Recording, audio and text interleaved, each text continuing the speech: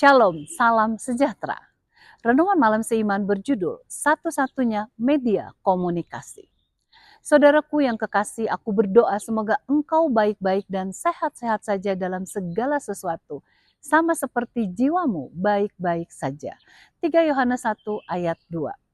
Apakah yang sering Anda pikirkan kalau berbicara mengenai kesehatan?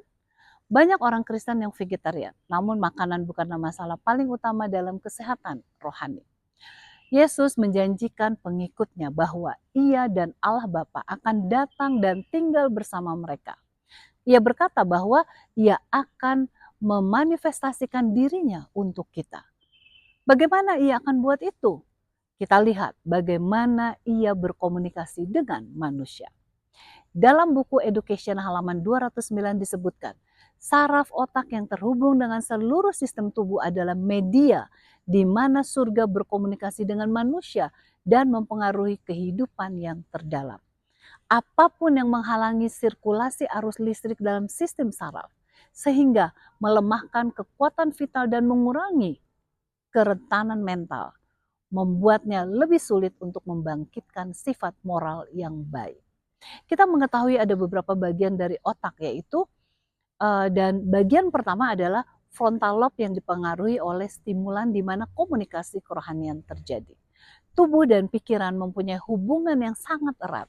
Bahkan dalam buku Ministry of Healing halaman 130 dituliskan bahwa tubuh adalah satu-satunya media di mana pikiran dan jiwa diperkembangkan untuk pembangunan tabiat. Dengan demikian, pikiran adalah media dalam berkomunikasi dengan Tuhan. Dan tubuh adalah tempat di mana pikiran jiwa diperkembangkan. Apa yang terjadi kepada tubuh yang memberikan pengaruh kepada pikiran? Dan melalui pikiran, Tuhan memanifestasikan dirinya kepada kita. Sebab itu bila tubuh dan pikiran terpengaruh, maka hubungan dengan Tuhan akan terpengaruh juga. Jadi kalau Anda tidak cukup tidur, apakah ini mempengaruhi kepada hubungan dengan Tuhan? Apakah ada pengaruh dalam hubungan dengan Tuhan bila Anda tidak bergerak badan? Kalau orang terlalu banyak makan atau tidak bertarak dalam soal makanan, apakah ini mempunyai pengaruh terhadap hubungannya dengan Tuhan? Apa yang terjadi bila seseorang mabuk oleh sebab meminum alkohol atau terpengaruh oleh narkoba? Sudah pasti hubungan dengan Tuhan akan terganggu. Oleh sebab itu setan telah datang untuk mengontrol pikiran kita agar melanggar hukum kesehatan. Sebab itu sangat penting bagi kita untuk menghidupkan gaya hidup yang sehat. Sebab bila kita sehat, maka Tuhan dapat berkomunikasi dengan lebih jelas ke hati kita masing-masing. Tuhan Yesus memberkati.